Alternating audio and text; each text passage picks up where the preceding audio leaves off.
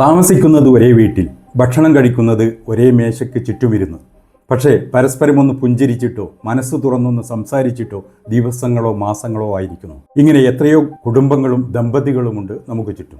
സ്നേഹമുണ്ടായിട്ടും അത് പ്രകടിപ്പിക്കാൻ കഴിയാതെ മറ്റുള്ളവരുടെ മുന്നിൽ സന്തോഷം അഭിനയിച്ച് ജീവിക്കുന്ന എത്രയോ കുടുംബങ്ങൾ. പുറമെ എല്ലാം ഭദ്രമാണെന്ന് കാണിക്കുമ്പോഴും ഉള്ളിൽ ഒറ്റപ്പെട്ടു പോകുന്ന നഷ്ടബോധം വേട്ടയാടുന്ന അവസ്ഥ. പങ്കാളിയോട് ഒരു വാക്കുപോലും പറയാൻ പേടി തോന്നുന്ന അല്ലെങ്കിൽ മടുപ്പ് തോന്നുന്ന ആ അവസ്ഥ ഏതൊരാളെയും മാനസികമായും ശാരീരികമായും തളർത്തും. ദിവസങ്ങൾ കഴിയുന്തോറും ഈ നിശബ്ദതയുടെ ആഴം കൂടി വരും.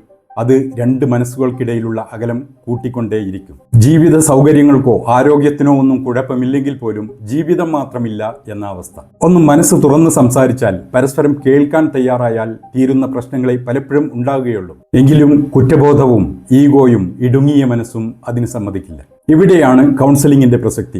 കൗൺസിലിംഗ് എന്നാൽ നിങ്ങളെ കുറ്റപ്പെടുത്താനുള്ളതോ ആര് ജയിച്ചു അല്ലെങ്കിൽ ആര് തോറ്റു എന്ന് തീരുമാനിക്കുന്നതോ ആയ ഇടമല്ല. മറിച്ച് ഇത്രയും നാളുകളായി അടിഞ്ഞുകൂടിയ പരിഭവങ്ങളും തെറ്റിദ്ധാരണകളും ഉണ്ടാക്കിയ കുരുക്ക് ഒരു സൈക്കോളജിസ്റ്റിന്റെ സഹായത്തോടുകൂടി അഴിച്ചെടുക്കുന്ന ഒരു പ്രക്രിയയാണിത്. അങ്ങനെ പരസ്പരം കേൾക്കാനും മനസ്സിലാക്കാനും അതുമൂലം വിട്ടുപോയ സ്നേഹത്തിൻ്റെയും കരുതലിൻ്റെയും ആ കണ്ണികൾ വീണ്ടും കൂട്ടിയോജിപ്പിക്കാനും കൗൺസിലിംഗ് സഹായിക്കുന്നു. എല്ലാം അവസാനിച്ചെന്നും ഇനി ഒന്നിച്ചു മുന്നോട്ട് പോകുക സാധ്യമല്ലെന്നും പഴയ സന്തോഷം തിരിച്ചു വരില്ലെന്നും വിധി എഴുതുന്നതിന് മുൻപ് ഒന്നുകൂടി ചിന്തിച്ചു നോക്കുക. കൗൺസിലിംഗ് എന്നത് നിങ്ങൾക്ക് മുന്നിലുള്ള വലിയ ഒരു ഓപ്ഷനാണ്. Wish all of you a happy life. Thank you for watching.